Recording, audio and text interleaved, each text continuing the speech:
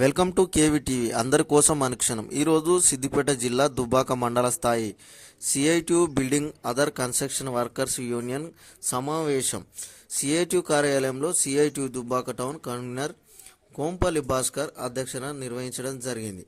ఈ సమావేశానికి ముఖ్య అతిథిగా సిఐటియు జిల్లా కోశాధికారి భాస్కర్ గారు మాట్లాడుతూ, గత కొన్ని సంవత్సరాలుగా సిఐటియు ఆధ్వర్యంలో అనేక పోరాటాలు నిర్వహించిన ఫలితంగా బీసీడబ్ల్యూ కార్మికులకు పెంచిన ఇన్సూరెన్స్ను వెంటనే అమలు చేయాలని, వెల్ఫేర్ బోర్డును ప్రైవేటు ఇన్సూరెన్స్ కంపెనీలకు ఇవ్వడాన్ని వ్యతిరేకించారు. ప్రమాదవశాత్తు మరణిస్తే గతంలో 6 లక్షలు ఉంటే వాటిని 10 లక్షలకు, సాధారణ మరణం చెందితే 1,30,000 నుండి 2 లక్షలకు పెంచి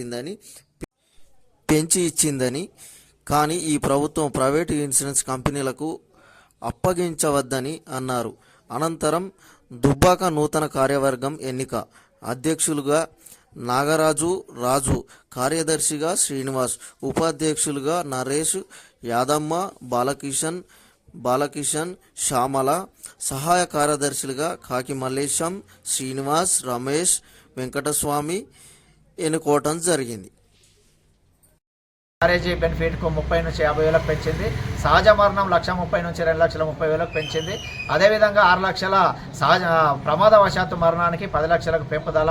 మేము గత 9 సంవత్సరాలుగా సిఐటియు ఆధ్వర్యంలో పెద్ద ఎత్తున పోరాటాలు చేసిన ఫలితంగా ఈరోజు ప్రభుత్వం దిగొచ్చి చర్చలు చేసింది. కానీ ఈ యొక్క స్కీమును ప్రభుత్వ రంగం పూర్తిగా వదిలేస్తూ ప్రైవేటీకరణ చేయడానికి కుట్రలు చేస్తూ ఉంది. ఈ స్కీమును కూడా ఇతర ఎల్ఐసిలో ఒక భాగానికి అప్పయ్యేటువంటి ప్రయత్నం జరుగుతూ ఉంది. దీనివల్ల కార్మికులకు తీవ్రమైనటువంటి అన్యాయం జరిగేటువంటి ప్రమాదం ఉంది. కాబట్టి ప్రభుత్వం వెంటనే పునరాలోచన చేసుకొని ఈ స్కీమ్ను ప్రభుత్వ రంగంలోనే ఉంచి లేబర్ అధికారుల ద్వారానే ఈ ప్రభుత్వ స్కీములను అమలు చేసే పద్ధతిలో ప్రయత్నం చేయాలని చెప్పి సిఐటిగా డిమాండ్ చేస్తా ఉన్నాం.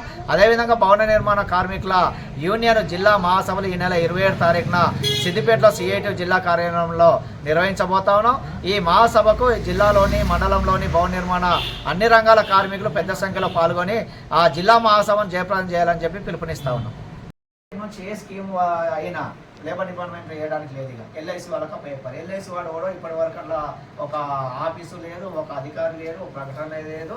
పెరిగింది సంతోషమే, కానీ దాని వెనక ఈ అప్లికేషన్ ఎక్కడ ఇవ్వాలనేటువంటి సమస్య ఇక్కడ మళ్ళీ ముందుకు వచ్చింది. కాబట్టి దీని మీద కూడా వెంటనే అడగాల్సి ఉంది. ఈ స్కీమ్ను ఒక థర్డ్ పార్టీ పద్ధతిలో అప్పచెప్పినాక 50,000 వస్తాయి.